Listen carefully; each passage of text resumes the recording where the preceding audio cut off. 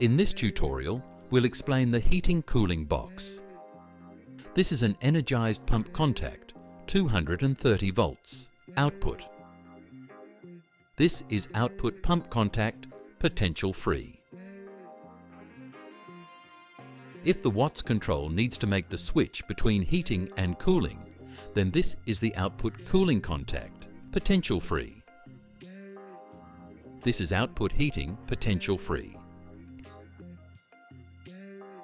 If the heat pump needs to make the switch between heating and cooling, then this is the input cooling contact, energized 230 volts. This is input cooling contact, potential-free. The product has an internal antenna. If you need another one, you can connect it here.